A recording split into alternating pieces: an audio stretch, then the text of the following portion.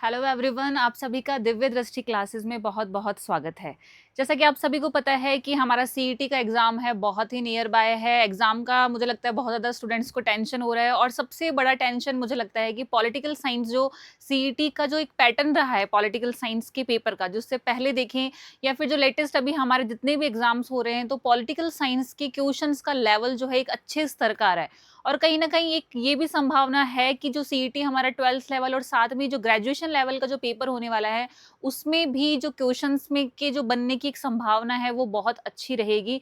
तो आज की जो हमारी क्लास रहने वाली है, ये पूरी की पूरी हमारी एक सीरीज़ रहेगी, जिसमें मैं आपको यहाँ पर जो प्रस्तावना है, वहाँ से इसे शुरू करूँगी और हम पूरे के पूरे जो हमारा पॉलिटिकल साइंस का जो सिलेबस है, हमारा सीईटी 10+2 और ग्रेजुएशन का, इसको हम करते हुए चलेंगे एमसीक्यू सीरीज़ के माध्यम से। तो आइए स्टूडेंट्स, हम आज की जो क्लास है इसे शुरू करते हैं। सबसे पहले मैं आप सभी को बता दूं, मेरा नाम निशा राठौड़ है और मैं आपकी पॉलिटिकल साइंस की सीईटी की मेंटोर हूं। और हम हमारी जो ये क्लासेस रहने वाली है, इसमें हम जो हमारा इंडियन पॉलिटी है और साथ में ही जो राजस्थान पॉलिटी का जो सीईटी का सिलेबस है, उसके अकॉर्डिंग यहाँ पे topic wise topic MCQ series को देखेंगे। और साथ में ही हम जो एमसीक्यू के माध्यम से पूरा का पूरा जो टॉपिक है, इसे समझने की कोशिश करेंगे। तो आइए स्टूडेंट्स, इसे शुरू करते हैं। जैसे कि आप सभी को यहाँ पे दिख रहा है काफी अच्छा, तो आज का जो हमारा टॉपिक रहने वाला है, आज का हमारा टॉपिक स्पेशली इस पे बात करेंगे हम भारत की संविधान की प्रस्तावना के ऊपर। जो संविधान की प्रस्तावना है, जो प्रियम्बल है हमारी कॉन्स्टिट्यूशन की, जो हमारी प्रियम्बल रहने वाली है, इसके ऊपर क्या है हमारी पूरी की पूरी बातचीत यहाँ पे रहेगी।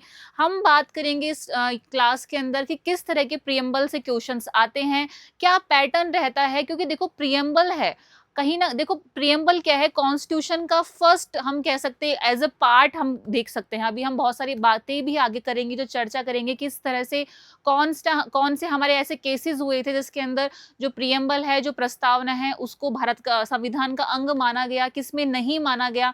तो ये सारी चर्चाएं भी यहाँ पे रहेगी। तो सबसे पहले आप सभी को दिख रहा है कि ये हमारी भारत के संविधान की उद्देशिका है।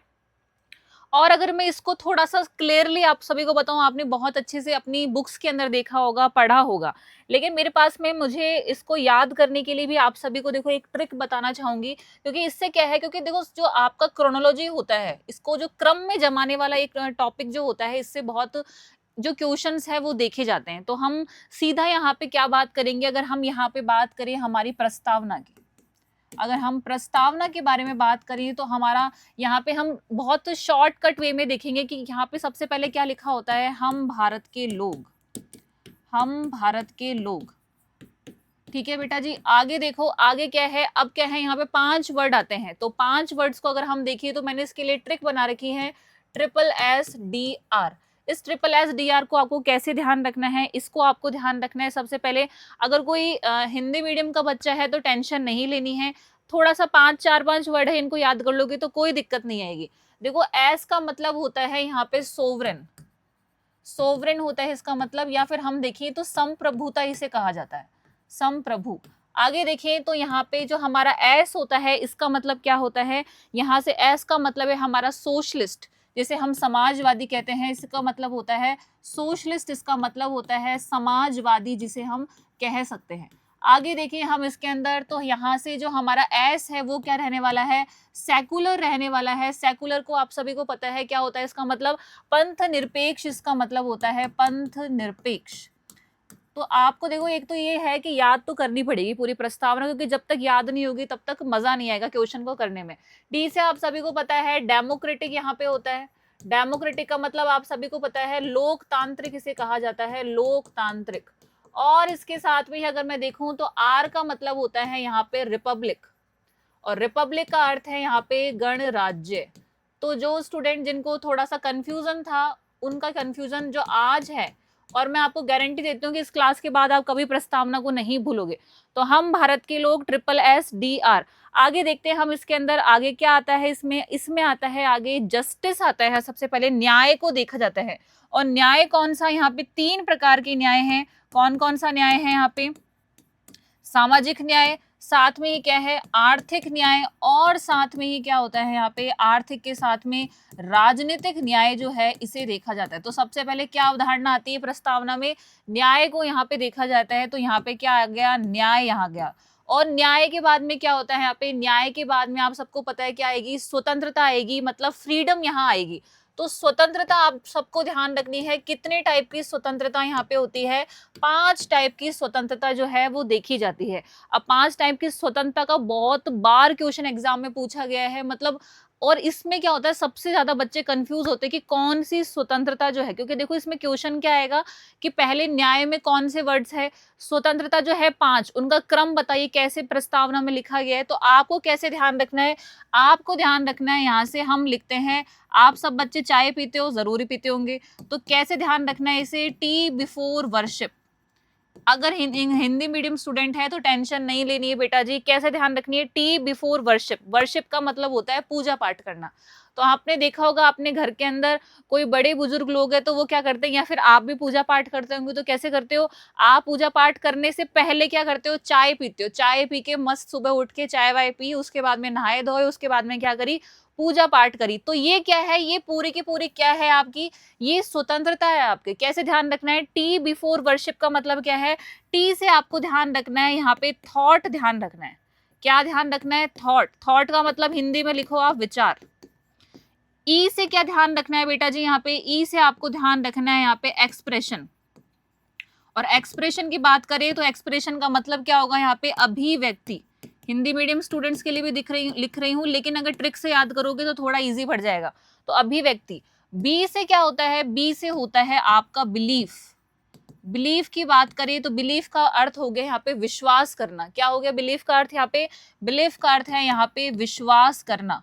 आगे देखते हैं हम, यहाँ पे है एफ। एफ का मतलब क्या हो गया यहाँ पे, फेथ हो गया है। ठीक है, आगे क्या हो गया है, विश्वास के साथ ही क्या हो गया यहाँ पे, फेथ यहाँ पे हो गया है, बिलीफ और उसके साथ फेथ, और बाद में है वर्शिप। वर्शिप का मतलब आपको पता है पूजा पाठ यहाँ पे होने वाला है। तो आपका टी बिफोर वर्शिप आपको ध्यान रखना है। तो ये 5 क्या है आपके यहाँ पे स्वतंत्रता या फ्रीडम होने वाली है। अगर आगे हम इसके बात करें तो आगे क्या रहने वाला है आपकी, यहाँ पे न्याय स्वतंत्रता, उसके बाद में क्या आएगी आपके, यहाँ पे आने वाला है न्याय के और स्वतंत्रता के बाद में समानता को देखा जाएगा। और समानता कौन सी होगी, समानता यहाँ पे आपके अवसर और जो आपकी यहाँ पे देखी जाती है स्टेटस और अपॉर्चुनिटी की समानता देखी जाती है। स्टेटस और अपॉर्चुनिटी की समानता, स्टेटस प्लस अपॉर्चुनिटी की समानता जो है वो देखी जाती है। तो ये आपको ध्यान रखना है। अगर इसे हम हिंदी में देखें तो क्या होगा इसका मीनिंग, यहाँ पे देखते हैं हम, देखो प्रतिष्ठा और अवसर की जो समानता है उसे देखा जाता है। तो मैं हिंदी में भी लिख देती हूँ, प्रतिष्ठा और अवसर की समानता। प्रतिष्ठा हो गई, स्टेटस का मतलब क्या हो गया, प्रतिष्ठा। प्रतिष्ठा और साथ में ही क्या हो गया यहाँ पे, अवसर की क्या मिल गई आपको, समानता मिल गई। तो आपको क्या है यहाँ से पूरा का पूरा ध्यान रखना है। आगे चलते हैं, आगे क्या देखा जाता है इसके अंदर। अगर हम आगे बात करें तो यहाँ पे क्या आ गया, जब यहाँ पे न्याय हो गया, स्वतंत्रता हो गया, और उसके साथ में क्या देखा हमने, न्याय स्वतंत्रता के बाद में समानता देखा। अब क्या आएगा यहाँ पे, अब हमारा यहाँ पे आएगा बंधुता। आप सबको पता है बंधुता, जैसे हम फ्रेटर्निटी कह सकते हैं, तो बंधुता कौन कौन सी है आपको ध्यान रखना है। बंधुता है आपकी सबसे पहले व्यक्ति की गरिमा को देखा जाएगा यहाँ पे, व्यक्ति की गरिमा। और इसके साथ में ही देखिए तो क्या आएगा, व्यक्ति की गरिमा के साथ में राष्ट्र की एकता और अखंडता यहाँ पे ध्यान रखना है। राष्ट्र की एकता और अखंडता, राष्ट्र की एकता और अखंडता क्या है यहाँ पे देखी जाएगी। इसके साथ ही अगर हम देखें तो क्या आएगा यहाँ पे, राष्ट्र की एकता और अखंडता जो है यहाँ पे देखी जाएगी। बंधुता आ गया है। उसके बाद में क्या आएगा, उसके बाद में आपकी जो है संविधान क्या हुआ है, उसमें लिखा गया है कि संविधान कब लागू हुआ है आपका। इसमें देखो अभी अभी हमने देखा कि क्या देखा, यहाँ पे जो व्यक्ति की क्या मिली आपको, गरिमा और राष्ट्र की एकता और अखंडता सुनिश्चित करने वाली बंधुता को बढ़ाने के लिए क्या हुआ, इस संविधान सभा में आपको ध्यान रखना है क्या वर्ड लिखा गया है, संविधान सभा में। संविधान सभा में 26 नवंबर 1949 को संविधान को अंगीकृत, अधिनियमित और आत्मार्पित करते हैं। तो आपको क्या ध्यान रखना है यहाँ से कि संविधान सभा ने क्या किया है, यहाँ पे आपको ध्यान रखना है कि प्रस्तावना में क्या शब्द लिखा गया है, संविधान सभा।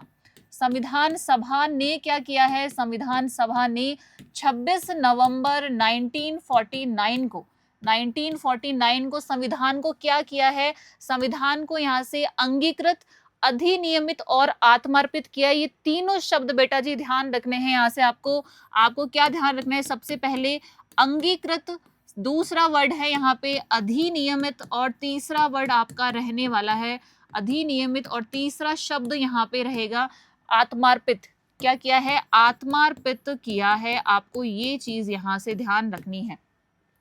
तो अब मुझे बताओ, क्या प्रस्तावना याद हुई? नहीं हुई? नहीं हुई मैडम। आगे चलते हैं, वापस पढ़ते हैं कैसे। प्रस्तावना में क्या है आपको ध्यान रखना है, सबसे पहले हम भारत के लोग, SSSR।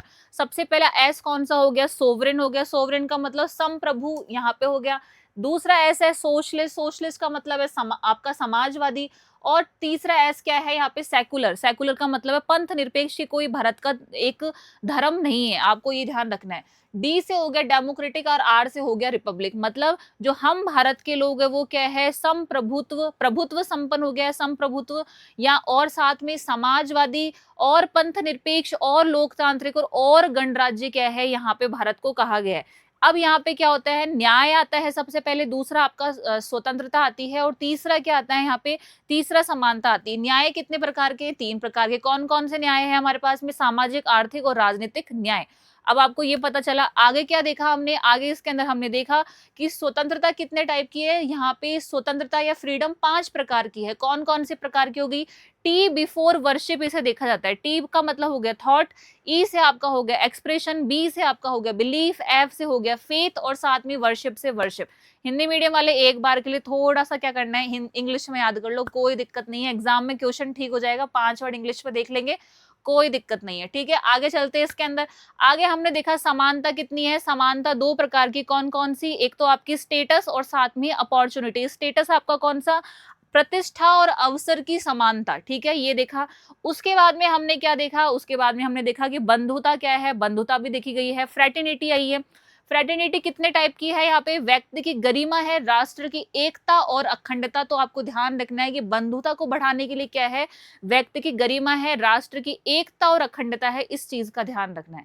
आगे देखें तो क्या वर्ड लिखा गया है यहाँ पे? यहाँ पे एक वर्ड है हमारा संविधान सभा। बेटा ध्यान रखना कि उस प्रस्तावना के अंदर क्या लिखा गया है? संविधान सभा जो शब्द है ना वो भी लिखा गया है, याद रखना है।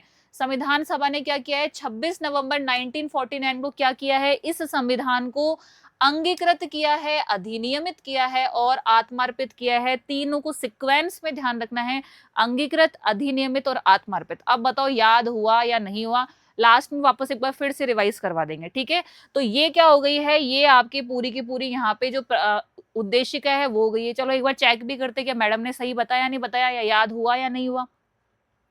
तो देखो, हम भारत के लोग भारत को क्या मान रहे हैं? हम भारत के लोग यहाँ पे भारत के लिए, भारत को संपूर्ण प्रभुत्व संपन्न, समाजवादी, पंथ निरपेक्ष, लोकतंत्रात्मक गणराज्य बनाने के लिए और उसके समस्त नागरिकों को क्या कर रहे हैं? यहाँ पे समस्त नागरिकों को सामाजिक, आर्थिक और राजनीतिक न्याय, विचार अभिव्यक्ति, विश्वास, धर्म और उपासना की स्वतंत्रता, प्रतिष्ठा और अवसर की समानता प्राप्त करने के लिए उन सब में व्यक्ति की गरिमा, राष्ट्र की एकता और अखंडता, ठीक है, सुनिश्चित करने वाली बंधुता बढ़ाने के लिए संविधान सभा में 26 नवंबर 1949 को क्या कर रहे हैं? अंगीकृत, अधिनियमित और आत्मार्पित करते हैं। तो अब बताओ याद हुआ या नहीं हुआ? चलो अब देखते हैं हम सबसे पहले एमसीक्यू, क्योंकि देखो जब तक हमें प्रियम्बल याद नहीं है तब तक एमसीक्यू करने में मजा नहीं आएगा। तो आपको ये चीज जो है ध्यान रखनी है। अब देखते हैं हम हमारा फर्स्ट क्वेश्चन की बात करें तो आपका फर्स्ट क्वेश्चन है आपके सामने। अब देखो आप क्या है, सबसे पहले फर्स्ट क्वेश्चन है कि संविधान की अधिनियमित के समय निम्नलिखित में से कौन सा आदर्श प्रस्तावना में शामिल नहीं किया गया था, ये आपको बताना है। तो क्वेश्चन है आपका कि जब आपका संविधान बन के रेडी हुआ था तो अब आप बताओ कि इनमें से कौन सा जो शब्द है ना वो संविधान की जो प्रस्तावना है उसमें लिखित नहीं था। आपको मिल रहे हैं 10 सेकंड, फटाफट से आंसर कीजिए, क्या रहेगा इसका आंसर। इसका जो आंसर है ये क्या रहने वाला है, फटाफट से सभी स्टूडेंट्स बताइए।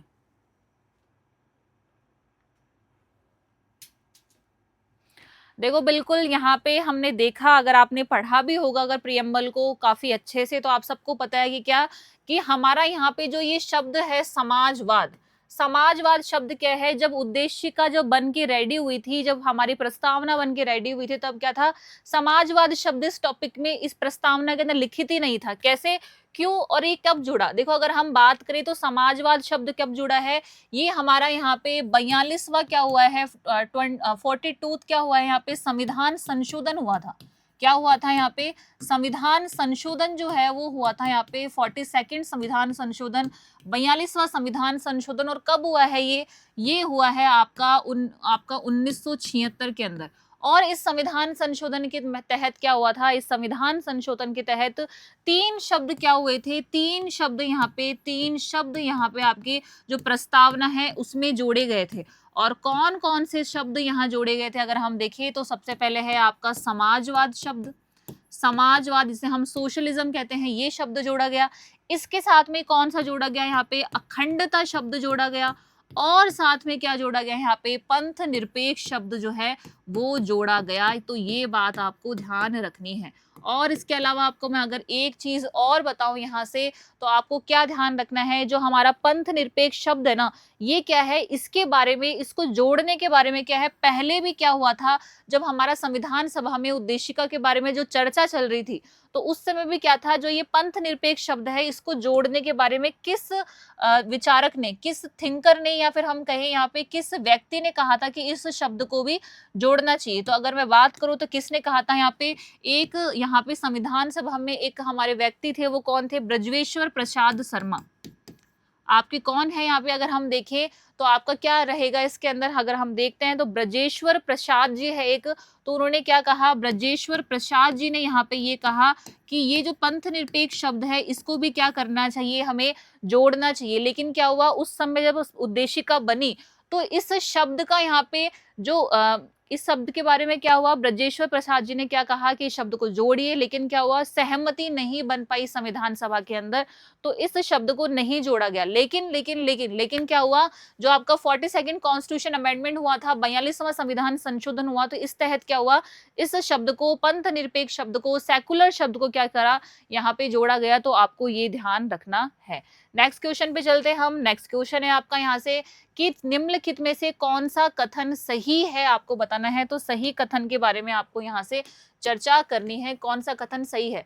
तो ऑप्शन ए है यहाँ पे कि प्रस्तावना को संसद द्वारा केवल एक वस्तुनिष्ठ उद्देश्य द्वारा संशोधित किया जा सकता है। ऑप्शन बी है आपका यहाँ पे कि प्रस्तावना संविधान का हिस्सा है और मूल संरचना के अलावा संशोधित किया जा सकता है। ठीक है। ऑप्शन सी है यहाँ पे कि प्रस्तावना संविधान का हिस्सा नहीं है और इसमें संशोधन नहीं किया जा सकता। और ऑप्शन डी है यहाँ पे कि प्रस्तावना संविधान का हिस्सा है और इसे अनुच्छेद 368 के तहत बिना किसी प्रतिबंध के संशोधित किया जा सकता है। तो बताइए इस क्वेश्चन का आंसर यहाँ से क्या होगा, इस क्वेश्चन का आंसर यहाँ से क्या होगा, ये सभी स्टूडेंट्स बताइए।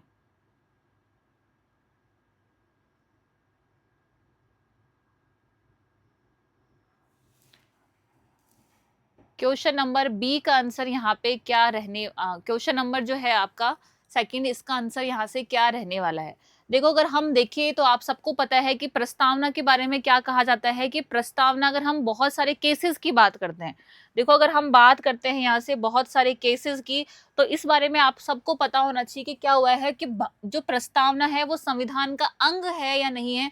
तो इस बारे में क्या है, बहुत सारे केसेस यहाँ देखे जाते हैं। और अगर हम बात करें इन सब केसेस की, तो यहाँ पे क्या है, बहुत सारे केसेस की चर्चा हमको करनी होगी, तभी क्या कर सकते हैं, हम यहाँ से समझ सकते हैं कि जो आपका जो संविधान है उसको, जो प्रस्तावना है वो संविधान का अंग जो है उसे माना जाता है या नहीं माना जाता है। तो आप सबको सबसे पहले क्या चर्चा करनी है कि जो प्रस्तावना है वो संविधान का अंग है या नहीं है।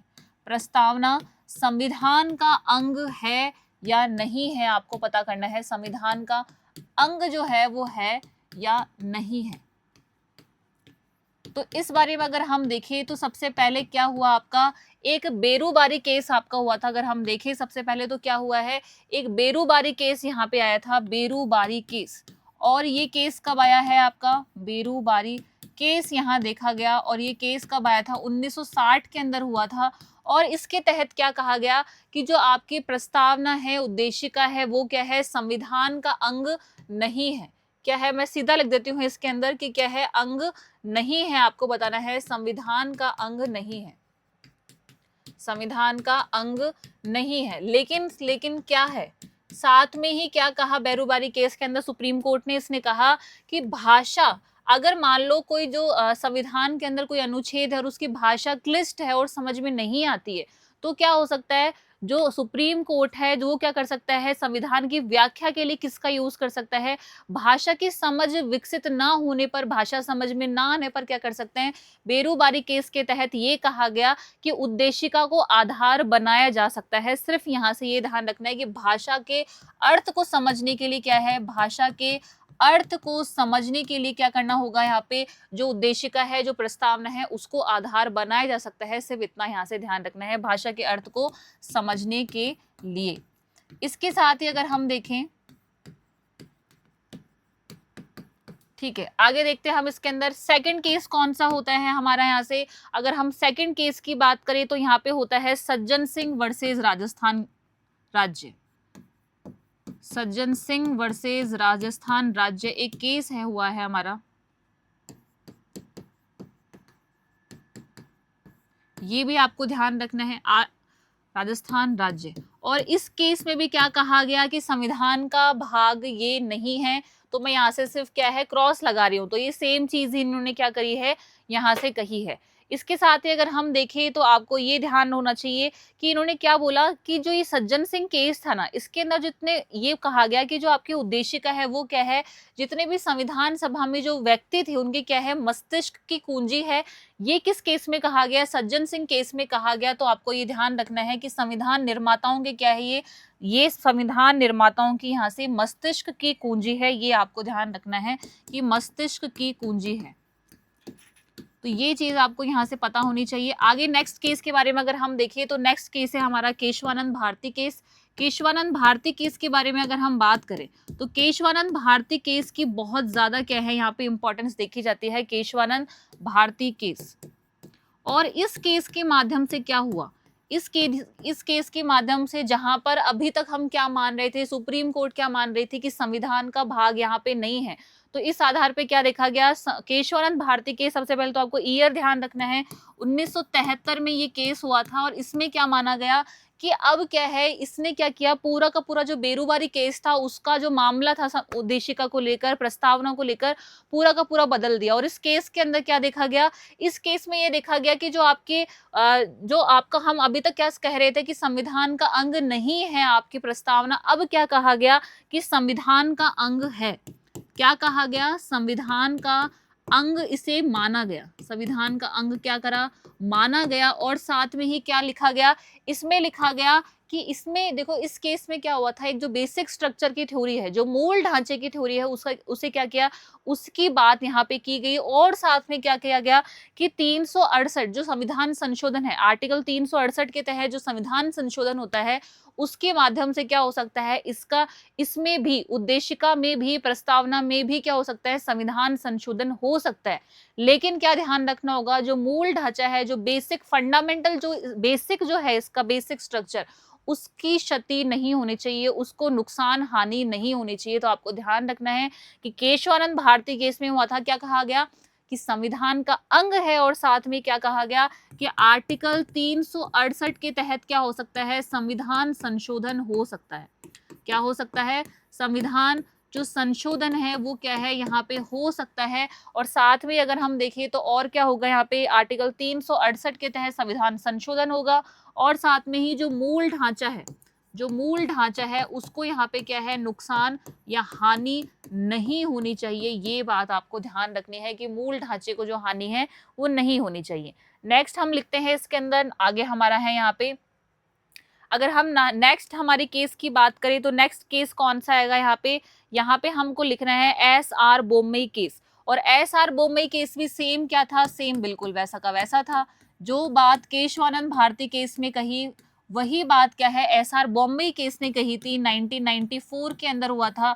और इसमें भी क्या माना गया, इसके अंदर भी आपका जो संविधान, जो उद्देशिका है, उसे क्या माना गया, संविधान का अंग माना गया। और इसे क्या कहा गया, इसे संविधान की आंतरिक हिस्सा, जो इंटरनल एक पार्ट है, उसकी बात यहाँ पे की गई कि जो आपका प्रस्तावना है, जो प्रस्तावना है वो क्या है, इंटरनल पार्ट है, प्रस्तावना यहाँ पे आंतरिक हिस्सा है। ये बात आपको ध्यान रखनी है कि प्रस्तावना आंतरिक हिस्सा है, ये चीज यहाँ पे कही गई। आगे चलते हम यहाँ से, आगे हमारा एक LIC वाद भी आता है। सिर्फ इतना आपको ध्यान रखना है कि LIC वाद हुआ था 1995 के अंदर। वो भी क्या है, वो भी यही बात करता है सेम। तो बिल्कुल मैं यही लिख रही हूँ कि सेम बात करता है कि क्या है, संविधान का भाग है, संविधान का अंग है। तो अब क्या है, अब हम चलते हैं हमारे उस क्वेश्चन के ऊपर जिसके बारे में हमने ये पूरी जानकारी ली थी। तो इस क्वेश्चन को अब आप देखेंगे तो ऑप्शन बी क्या रहने वाला है, बिल्कुल सही रहने वाला है। कैसे? क्योंकि देखो प्रस्तावना संविधान का हिस्सा है। क्योंकि देखो अब क्या है, 1973 से पहले क्या था, संविधान का हिस्सा नहीं थी, लेकिन 1973 के बाद में क्या हुआ कि संविधान का हिस्सा है, इसे बोला गया। और क्या है, मूल संरचना के अलावा क्या है, संशोधित किया जा सकता है। क्यों? अभी हमने देखा कि बेसिक स्ट्रक्चर जो है उसका उसको क्या करना है, उसको हमें हानि नहीं पहुंचानी है। उसके अलावा क्या कर सकते हैं, हम इसमें चेंज कर सकते हैं। तो आपको ये चीज यहाँ से ध्यान रखनी है। नेक्स्ट क्वेश्चन पे चलते हैं बेटा जी। नेक्स्ट क्वेश्चन है आपका यहाँ से बिल्कुल कि उद्देशिका में वर्णित शब्दों का सही क्रम क्या है, आपको ये बताना है। तो ऑप्शन ए है यहाँ से हमारा पंथ निरपेक्ष, न्याय, स्वतंत्रता, राष्ट्र की एकता और अखंडता। ऑप्शन बी है यहाँ से न्याय, धर्म निरपेक्षता, स्वतंत्रता, राष्ट्र की एकता और अखंडता। ऑप्शन सी है स्वतंत्रता, न्याय, पंथ निरपेक्ष, राष्ट्र की एकता और अखंडता। और ऑप्शन डी है यहाँ से पंथ निरपेक्ष, स्वतंत्रता, न्याय, राष्ट्र की एकता और अखंडता। क्या रहेगा इसका आंसर, क्या रहेगा इसका आंसर, ये बताइए।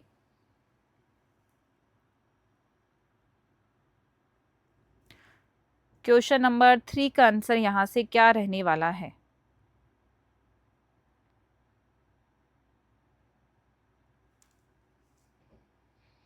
देखो अभी अभी हमने बात की थी पूरी की पूरी, अभी हमने पूरी प्रस्तावना को रटा था, तो रटने से आपको याद हो गया होगा। तो हमारे क्या देखा हमने कि सबसे पहले क्या आ रहा था वहां पे, पंथ निरपेक्ष, जिसको हम क्या बोल रहे थे, जिसको हम बोल रहे थे सेकुलर। याद आ रहा है, जिस हमने बात की थी SSDR की। तो SSS में जो तीसरा एस था वो क्या था, पंथ निरपेक्ष था, बिल्कुल भी ठीक। उसके बाद में हमने क्या देखा कि क्या आता है, न्याय, स्वतंत्रता और समानता आती है। उसके बाद में क्या आती है, बंधुता। और बंधुता में क्या आता है, वहां पे हमने देखा था कि व्यक्ति की गरिमा, राष्ट्र की एकता और अखंडता को देखा जाता है। तो पंथ निरपेक्षता के बाद में बिल्कुल न्याय है, न्याय के बाद में बिल्कुल स्वतंत्रता है, और स्वतंत्रता के बाद में देखो राष्ट्र की एकता और अखंडता है, बिल्कुल सही। तो ये क्या है, ऑप्शन ए क्या रहने वाला है, बिल्कुल ठीक। अब देखो अगर हम देखें तो यहाँ पे देखो न्याय पहले आ गया पंथ निरपेक्षता, तो बिल्कुल सही नहीं है, ये गलत हो गया। स्वतंत्रता और स्वतंत्रता के बाद में न्याय, ऐसा कैसे हो गया, पहले तो क्या आता है, हमेशा न्याय आता है, तो ये भी गलत। और पंथ निरपेक्षता, फिर स्वतंत्रता और न्याय, देखो ये बिल्कुल यहाँ पे क्या हो गया है, चेंज हो गया है, बल्कि ऐसे होना चाहिए था, तो इसलिए ये भी गलत। तो ऑप्शन ए क्या है, बिल्कुल ठीक रहने वाला है। तो आई होप कि यहाँ से अब क्या है, याद होने के बाद में सारी चीजें आपसे मैनेज हो गई होगी। नेक्स्ट चलते हैं हम, क्वेश्चन हमारा नेक्स्ट है कि कौन से संविधान संशोधन के माध्यम से समाजवादी, पंथ निरपेक्ष और अखंडता शब्दों का हमारे संविधान में समावेश किया गया है। तो देखो अभी अभी हमने इस बारे में बात की, तो कौन सा क्वेश्चन, कौन सा संविधान संशोधन था हमारा, 42वां संविधान संशोधन के द्वारा साथ में क्या हुआ, 3 वर्ड जोड़े थे हमने, समाजवाद, पंथ निरपेक्ष और अखंडता। इसको क्या है, आपको ध्यान रखना है। और ये संविधान संशोधन कब हुआ था, ये हुआ था आपका 1976 के अंदर संविधान संशोधन हुआ था। और एक चीज और ध्यान रखनी है, जो ये 42वां संविधान संशोधन था, इसे क्या कहा जाता है, इसे मिनी कॉन्स्टिट्यूशन कहा जाता है, मिनी कॉन्स्टिट्यूशन इसे कहा जाता है। तो ये बात भी आपको ध्यान रखनी है, ठीक है बेटा जी। आगे चलते हैं नेक्स्ट क्वेश्चन पे। नेक्स्ट क्वेश्चन है हमारा कि यह उद्देशिका उत्कृष्ट गद्य काव्य ही नहीं बल्कि यह परिपूर्णता की तस्वीर है, यह कथन किसके द्वारा कहा गया है। और अगर हम ऑप्शन देखें तो ए है हमारा अर्नेस्ट बारकर, बी है हंसा मेहता, पंडित ठाकुरदास भार्गव, और डी है यहाँ पे KM मुंशी। तो क्या रहेगा इसका आंसर, इसका आंसर यहाँ पे क्या रहने वाला है कि यह उत्कृष्ट गद्य काव्य ही नहीं बल्कि परिपूर्णता की तस्वीर है।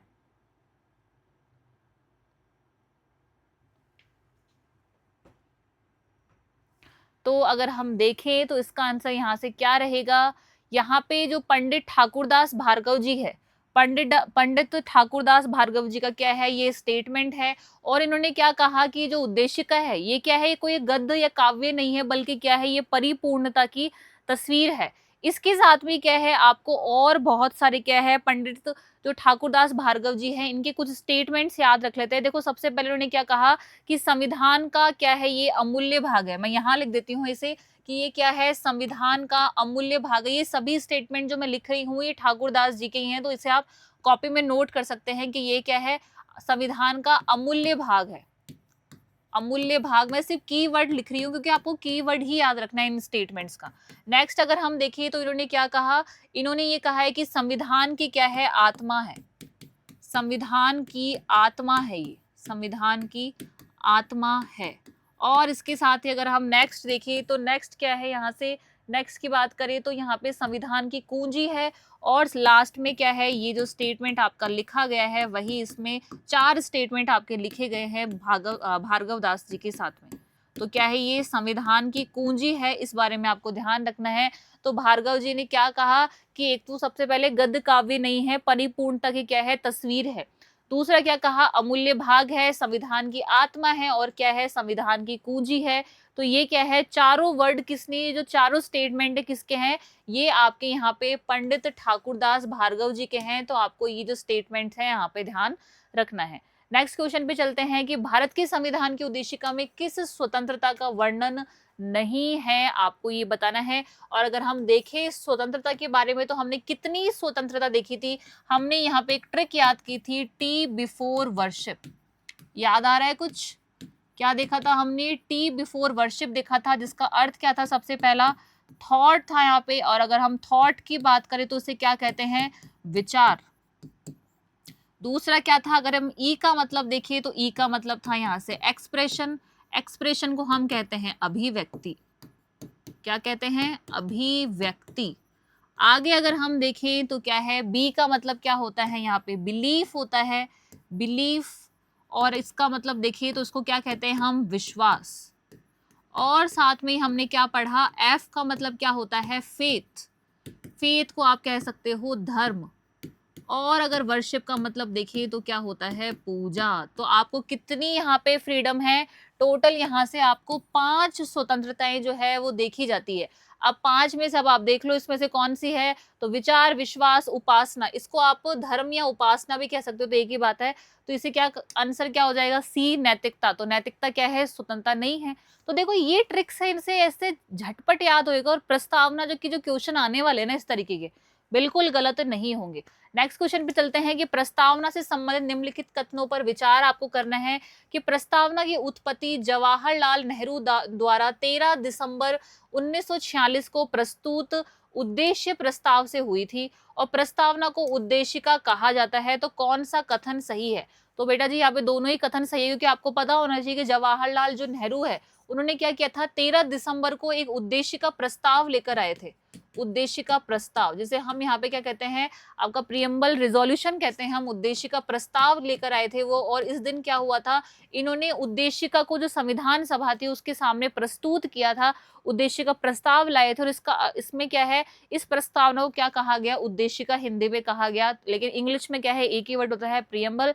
तो क्या है, आपके दोनों ही कथन यहाँ पे बिल्कुल सही है। नेक्स्ट क्वेश्चन पे चलते हैं। नेक्स्ट क्वेश्चन है हमारा कि संपूर्ण प्रभुत्व संपन्न शब्द का सही अर्थ निम्नलिखित में से क्या होता है, आपको पता करना है।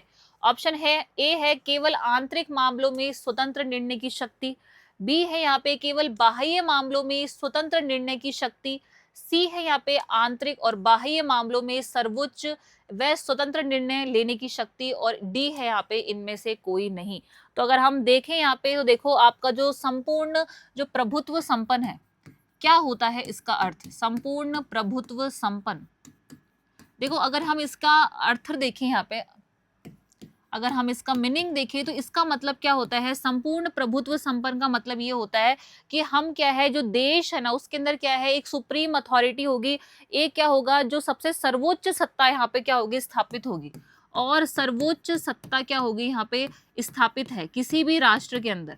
और जब सर्वोच्च सत्ता स्थापित है तो आप बताओ क्या कभी भी वो किसी और देश से, किसी और व्यक्ति से क्या होगा, वहां पे क्या शासन व्यवस्था चल सकती है, नहीं। क्योंकि यहाँ पे क्या है, सारी की सारी जो सत्ता है, जो पूरी की पूरी अथॉरिटी है किसके पास में है, पूरी की पूरी सत्ता यहाँ पे रहने वाली है उस देश के ही, उस राष्ट्र के ही शासक के पास में।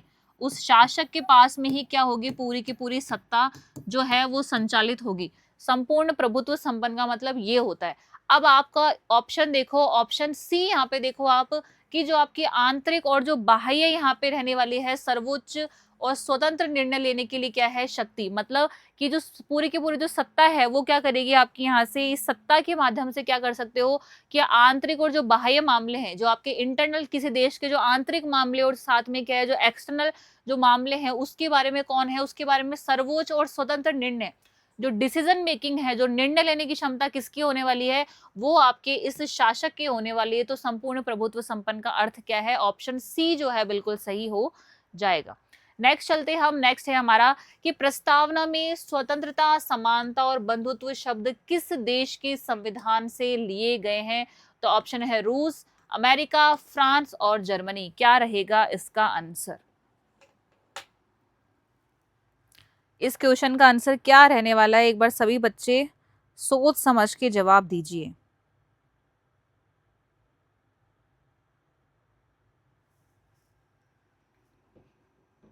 अगर देखिए, सबसे पहले अगर हम बात करें तो क्या है, ये जो तीनों शब्द है ना, आपने अगर कभी पढ़ी है यहाँ से फ्रेंच रिवॉल्यूशन, जो फ्रांसीसी क्रांति हुई है, फ्रेंच रिवॉल्यूशन को अगर आपने पढ़ा है, फ्रांसीसी क्रांति, तो इसमें क्या है, इस फ्रेंच रिवॉल्यूशन के ये तीन शब्द यहाँ पे बहुत महत्वपूर्ण थे। सबसे पहले स्वतंत्रता, स्वतंत्रता, साथ में ही क्या था आपकी समानता, और साथ में ही क्या है बंधुता, या जैसे हम फ्रेटर्निटी कहते हैं। तो ये जो तीनों शब्द थे ना, ये बेटा जी बहुत फेमस हो गए। इसका मतलब समझ लो कि जो फ्रांसीसी जो क्रांति हुई थी ना, उसका नारा ही क्या था, उसका नारा था आपका स्वतंत्रता, समानता और बंधुता।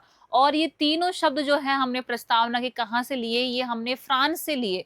तो आपका ऑप्शन क्या है, ऑप्शन सी यहाँ पे बिल्कुल सही हो जाएगा। नेक्स्ट क्वेश्चन पे चलते हैं हम यहाँ से। नेक्स्ट क्वेश्चन है आपका यहाँ पे कि संविधान की प्रस्तावना दीर्घकालिक सपनों का विचार है, निम्नलिखित में से यह कथन किसने कहा। कि जो संविधान की प्रस्तावना है वो क्या है, आपकी जो दीर्घकालिक जो सपने होते हैं उसकी क्या है, एक विचार है। तो ऑप्शन है जवाहरलाल नेहरू, बी आर अम्बेडकर, के एम मुंशी और सर अल्लादी कृष्ण स्वामी अय्यर। क्या रहेगा इस क्वेश्चन का आंसर? इस क्वेश्चन का आंसर आपका क्या रहने वाला है?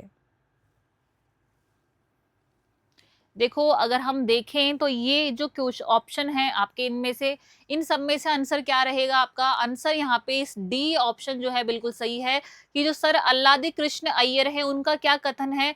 उनका देखो, ये जो कथन है ना बेटा जी, ये सब के सब आपको यहाँ पे कीवर्ड के साथ में याद रखने, क्योंकि इतने कथन रट पाना प्रस्तावना, क्योंकि देखो और भी बहुत सारी चीजें हमें याद करनी है और प्रस्तावना से कथन वाले जो क्वेश्चन है ये आता ही आता है। तो आपको क्या ध्यान रखना है, इसमें सिर्फ इतना ध्यान रखो कि सर अल्लादी कृष्ण अय्यर ने क्या कहा। इन्होंने कहा कि दीर्घकालिक क्या है, दीर्घकालिक सपनों का विचार है। सिर्फ इतना आपको कीवर्ड ध्यान रखना है, दीर्घकालिक सपनों का विचार है। और इसके साथ में क्या है, हम कुछ और थिंकर्स जो है उन्होंने क्या कहा उसके बारे में भी एक बार लिख लेते हैं। अगर हम सबसे पहले यहाँ पे देखें तो अर्नेस्ट बार्कर ने क्या कहा है कि संपूर्ण राष्ट्र की सामूहिक इच्छा होती है आपकी उद्देशिका। तो हम यहाँ से लिख लेते हैं अर्नेस्ट बार्कर। इसे आप अपनी कॉपी में नोट कर सकते हैं, अर्नेस्ट बार्कर। अर्नेस्ट बार्कर ने क्या कहा कि आपकी जो सामूहिक क्या है, यहाँ पे जो कोई राष्ट्र है उसकी क्या होने वाली है, ये सामूहिक क्या होने वाली है, इच्छा होने वाली है।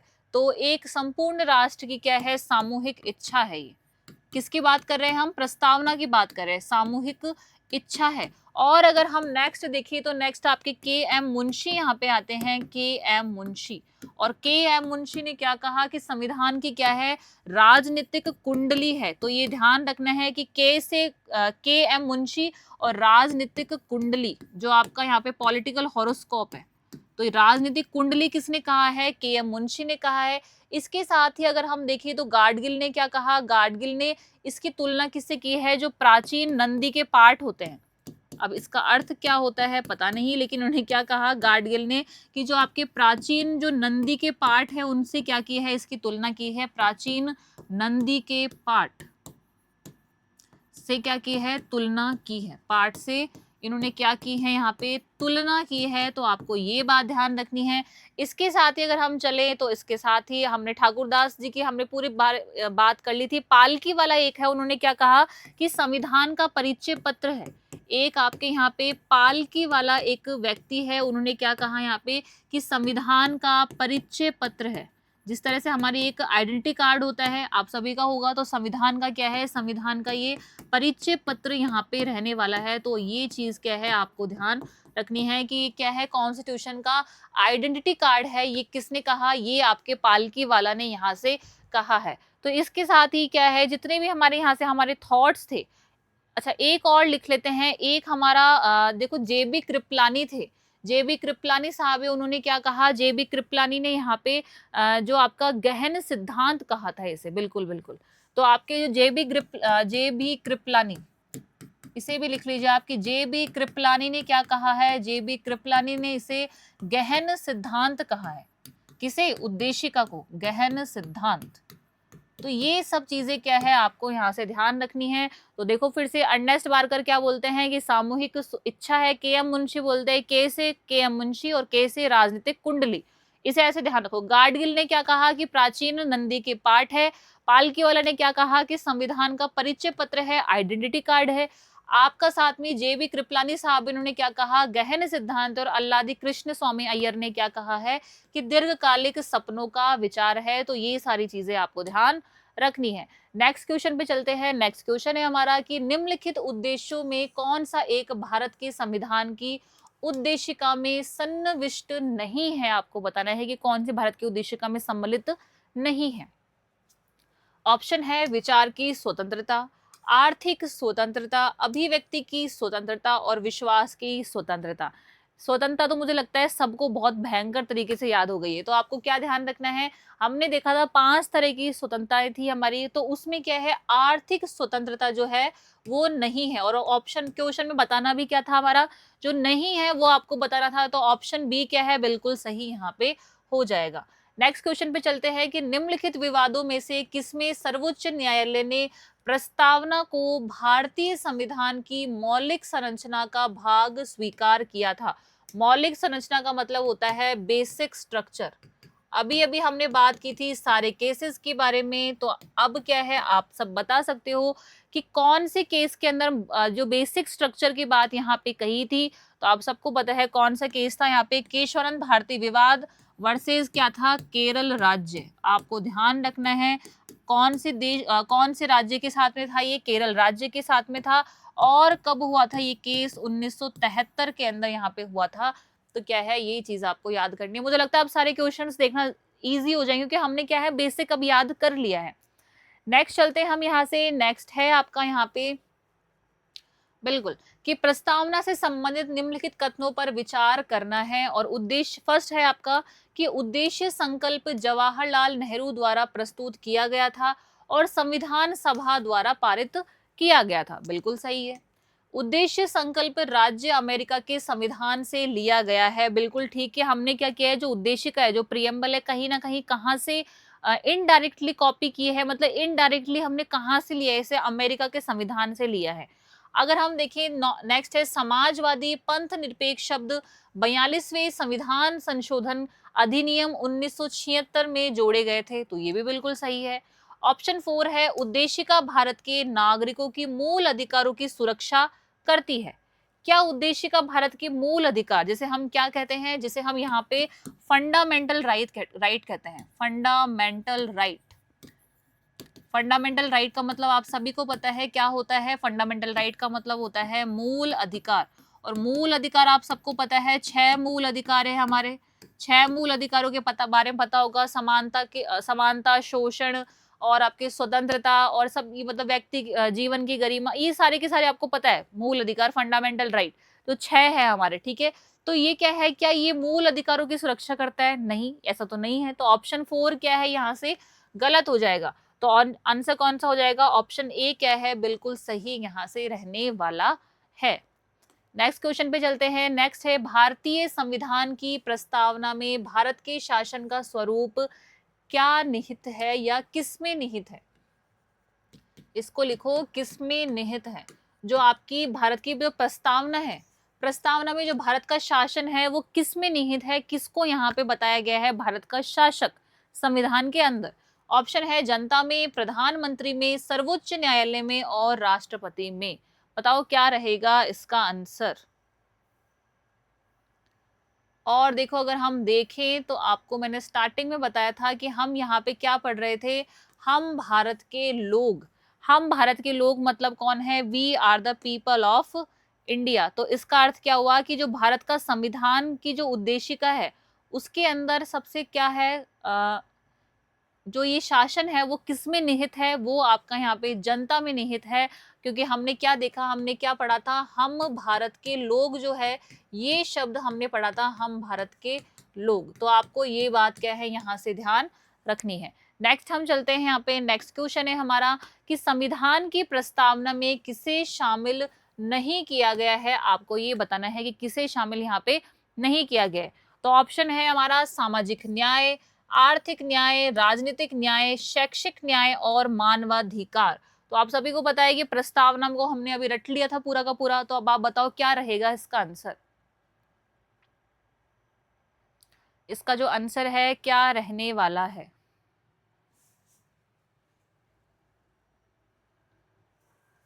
क्वेश्चन का आंसर, क्योंकि देखो अभी हमने क्या पढ़ा, न्याय को हमने क्या देखा था।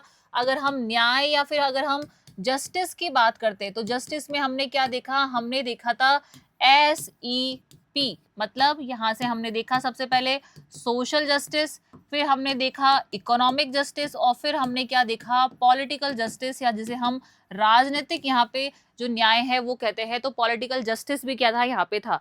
तो हमने देखा न्याय के क्या है, ये तीनों स्वरूप है, लेकिन क्या शैक्षिक न्याय था? नहीं। क्या मानवाधिकार था? नहीं। तो ऑप्शन क्या है, यहाँ बताना था हमें कौन सा शामिल नहीं किया गया है। तो नहीं के अंदर कौन सा हो गया यहाँ पे हमारा, जो 4 और 5 है, ऑप्शन डी क्या है, बिल्कुल सही यहाँ पे हो जाएगा। तो देखो सब बच्चे इंटेलिजेंट हो गए क्लास के, अब सबको याद हो गई है। अब प्रियम्बल मुझे लगता है कभी भूलेंगे ही नहीं। आगे देखते हैं हम इसके अंदर, आगे है संविधान की प्रस्तावना के संबंध में सही है। आपको पता नहीं कौन सा ऑप्शन या कौन सा जो है वो सही रहने वाला है। राष्ट्र की गरिमा और एकता, व्यक्ति की गरिमा और राष्ट्र की एकता, एकता अखंडता और राष्ट्र की गरिमा, या फिर डी इनमें से कोई नहीं। यहाँ पे देखो कंफ्यूज कर रहा है। हमने ये सब वर्ड्स कहाँ पढ़े थे, हमने ये सब वर्ड्स पढ़े थे हमारे बंधुता के अंदर। हमने क्या देखा था, बंधुता हमने देखा था, बंधुता फ्रेटर्निटी को हमने पढ़ा था। तो हमने क्या देखा था, सबसे पहले क्या आता है, व्यक्ति की गरिमा आती है। बंधुता में क्या लिखा जाता है, व्यक्ति की गरिमा, व्यक्ति की गरिमा यहाँ पे होती है। और इसके साथ में ही क्या होता है, उसके साथ में ही राष्ट्र की क्या होती है, एकता होती है।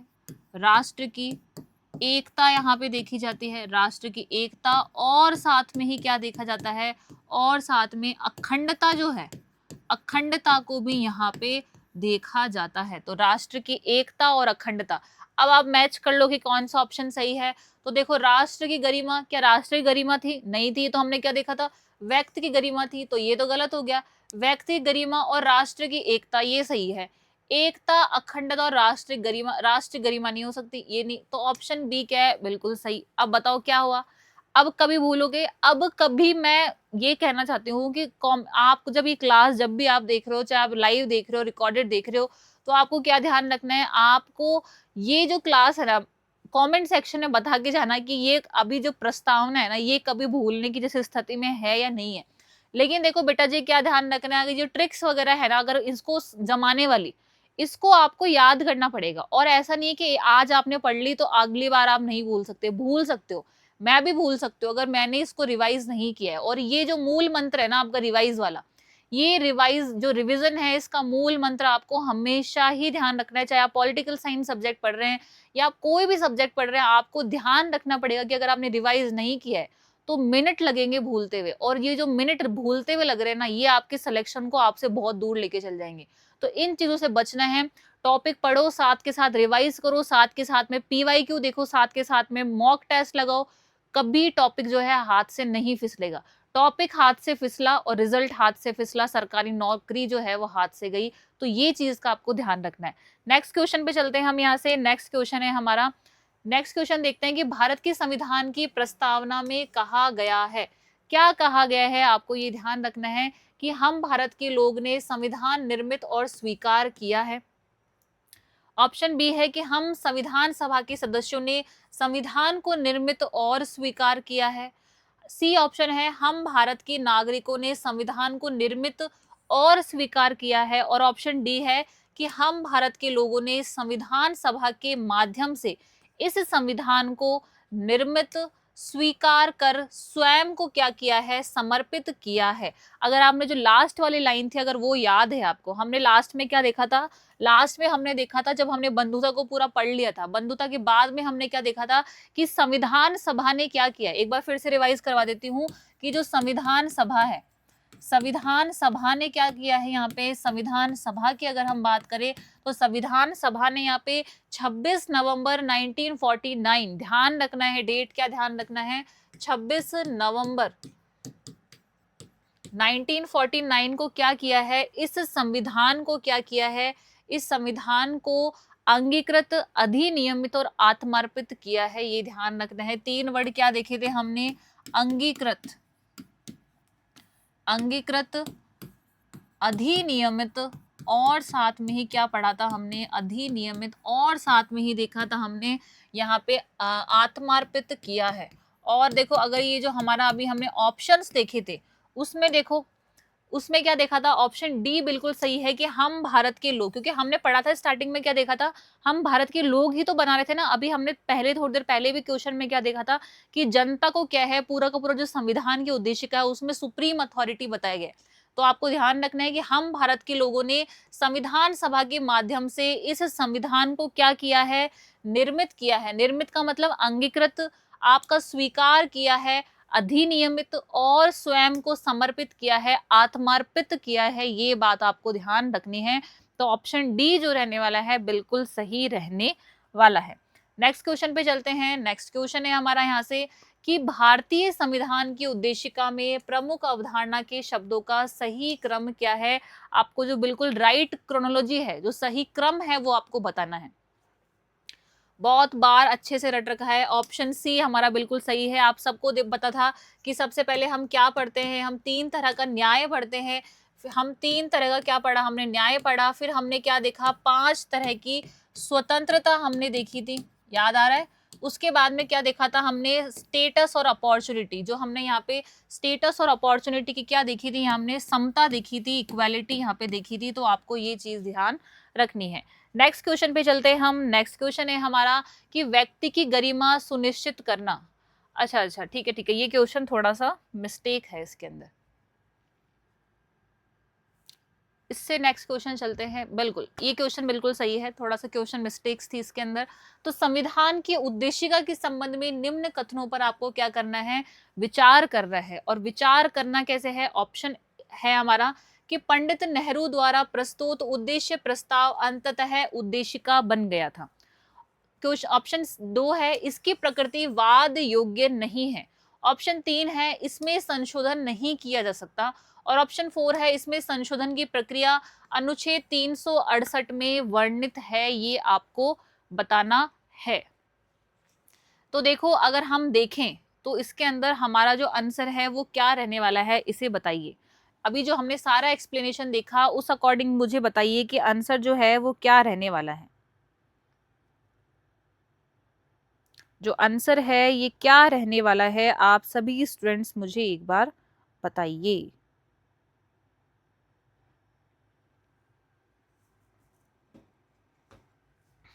देखो सबसे पहले क्या है, ऑप्शन को ढंग से पढ़ना, क्योंकि ऑप्शन क्या करेंगे यहाँ पे कंफ्यूज करेंगे। देखो सबसे पहले तो कि पंडित नेहरू द्वारा प्रस्तुत उद्देश्य प्रस्ताव क्या है, अंततः उद्देशिका बना। बिल्कुल बना था, क्योंकि देखो उद्देश्य प्रस्ताव ही क्या बना था लास्ट में जाकर, जब 26 नवंबर 1949 को संविधान में जो उद्देशिका है उसको प्रस्तुत किया गया, उसका आखिरी वहां पे क्या था, डिबेट था, तो उस दिन क्या बना, उद्देशिका बना। बिल्कुल सही। इसकी प्रकृति वाद योग्य नहीं है। इसका मतलब क्या होता है, सबसे पहले इसका मतलब हम समझते हैं। अगर हम समझे यहाँ से वाद योग्य नहीं है, जो आपकी प्रस्तावना है, क्या लिखा हुआ था उसमें कि प्रस्तावना क्या है, वाद योग्य नहीं है, जस्टिशिएबल नहीं है। इंग्लिश मीडियम के स्टूडेंट्स को बताऊं, वाद योग्य नहीं है। नहीं है का मतलब ये है कि ये क्या है, जस्टिशिएबल नहीं है,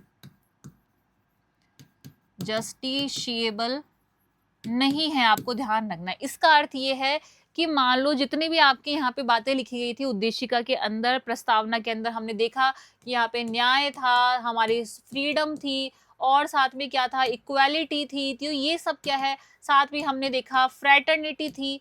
तो आपको मान लो आपके साथ में क्या हो रहा है, कोई सामाजिक रूप से क्या हो रहा है, आपके साथ में जो जस्टिस है, जो न्याय है, वो नहीं मिल रहा है। तो आपने देखा कि भाई क्या है, संविधान के अंदर तो जो उद्देशिका है उसमें लिखा गया कि सबको क्या मिलना चाहिए, सबको सामाजिक न्याय मिलना चाहिए। और न्याय भी कैसा है, अगर हम देखें, न्याय का मतलब यहाँ पे कानूनी न्याय से नहीं है, वितरणात्मक न्याय से है, डिस्ट्रीब्यूटिव न्याय से है। मतलब इसका अर्थ ये है कि न्याय का अर्थ क्या होगा, यहाँ पे न्याय का अर्थ ये होगा कि जो वितरण है न्याय का वो सही होना चाहिए। सामाजिक न्याय का मतलब ये होगा कि सामाजिक रूप से जो सभी जो लोग हैं उनमें जो गरिमा है वो बनी रहे, सामाजिक रूप से न्याय का जो है वितरण यहाँ पे हो। तो यहाँ पे क्या कह रहा है, वाद योग्य नहीं का मतलब ये है कि अगर आपके साथ में किसी तरह का, ये जो सारे शब्द दिए गए हैं उद्देशिका के अंदर और उस अकॉर्डिंग आपको क्या मिल रहा है, उस अकॉर्डिंग आपके साथ में अगर जो है अन्याय हो रहा है या फिर न्याय की प्रवृत्ति आपको नहीं मिल रही है, तो आपको क्या ध्यान रखना है कि आप सुप्रीम कोर्ट में इसके अगेंस्ट में बात नहीं कर सकते हो, आप अपना पक्ष जो है वो नहीं रख सकते हो, सुप्रीम कोर्ट में अपना पक्ष जो है वो नहीं रख सकते हो, आप सुप्रीम कोर्ट में जो अपना पक्ष है वो नहीं रख सकते हो, में अपना पक्ष जो है आप नहीं रख सकते हो। ये आपको बात ध्यान रखनी, क्योंकि ये क्या है, ये जस्टिशिएबल नहीं है, वाद योग्य नहीं है। मतलब सिर्फ आप जो उद्देश्य का है इसको आधार यहाँ पे अपने केस के लिए नहीं बना सकते हो, आपको ध्यान रखना है। और साथ में अगर हम नेक्स्ट जो और ऑप्शन से अगर उनकी बात करें तो क्या है, इसमें संशोधन नहीं हो सकता है। कैसे नहीं हो सकता है, हमने जो केशवानंद भारती केस देखा था, हमने पढ़ा था ना स्टार्टिंग में अभी, केशवानंद भारती केस 1973 वाला, उसमें क्या हुआ था, उसके अकॉर्डिंग तो हम क्या कर सकते हैं, उसके अकॉर्डिंग तो हम इसमें संशोधन कर सकते हैं। तो ऑप्शन 3 क्या है, बिल्कुल गलत हो जाएगा। 4 ऑप्शन क्या है कि इसमें संशोधन की प्रक्रिया अनुच्छेद 368 में वर्णित है। तो ये क्या है, बिल्कुल सही है कि 368 में क्या है, 368 के अकॉर्डिंग क्या कर सकते हैं, हम इसमें संशोधन कर सकते हैं। लेकिन क्या होना चाहिए, इसका जो मूल ढांचा है, जो बेसिक स्ट्रक्चर है, उसको क्या नहीं मिलनी चाहिए, उसका बेसिक स्ट्रक्चर का यहाँ पे जो हानि है वो है वो नहीं होनी चाहिए। आपको ये ध्यान रखना है, मूल ढांचा की जो हानि है उसे यहाँ पे नहीं होना चाहिए। तो इस अकॉर्डिंग 1 2 4 तो ऑप्शन ही नहीं है ऐसा तो, पर चलो कोई बात नहीं, इसे बना लेते हैं हम एक, जो हमारा नहीं नहीं नहीं नहीं, यहाँ पे नहीं, इसे हम करते हैं कुछ दूसरा ऑप्शन, क्योंकि यहाँ पे ऑप्शन ही नहीं दिया है। तो आप इसे लिख लीजिए, 1 2 4 क्या है, ऑप्शन ए क्या है, बिल्कुल सही रहने वाला है। तो आपको ये चीज क्या है यहाँ से ध्यान रखनी है। तो बेटा जी आज इसी के साथ में क्या हुआ है, आज जो हमारी क्लास में हम इतने टाइम से क्लास में हम पढ़ रहे थे प्रस्तावना, मुझे लगता है कि आज की क्लास में आपको काफी चीजें जो प्रस्तावना है इससे संबंधित क्या है, क्लियर भी हुई होगी। ठीक है ठीक है ठीक है। और क्या है, आपको ये ध्यान रखना है, क्या ध्यान रखना है, क्योंकि देखो सीईटी का जो एग्जाम है ना, पॉलिटिकल साइंस के क्वेश्चन आएंगे। आप सबको पता है, अगर आप 12th लेवल सीईटी दे रहे हो, ग्रेजुएशन लेवल सीईटी दे रहे हो, तो क्या होने वाला है, आपको यहाँ पे जो देखो 10 से 12 क्वेश्चन तो पक्का मिलेंगे पॉलिटिकल साइंस के। आपको जो राज्य व्यवस्था है, चाहे आप इंडियन पॉलिटी लो, राजस्थान पॉलिटी लो, तो मैं दोनों को पॉलिटिकल पॉलिटिकल साइंस ही बोल रही हूँ आपका।